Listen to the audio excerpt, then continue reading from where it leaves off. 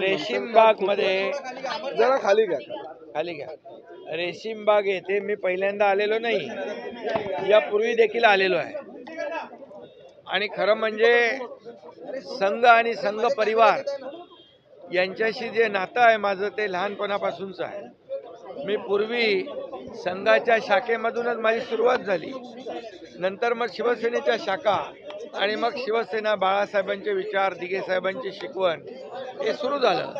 कारण संघ परिवार आणि शिवसेना यांचे विचार एकसारखे आहेत. खरं म्हणजे निरपेक्ष भावनेने कसं काम करावं हे संघ परिवाराकडून शिकावं.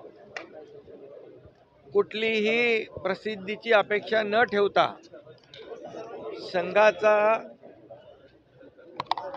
स्वयंसेवक काम करतो.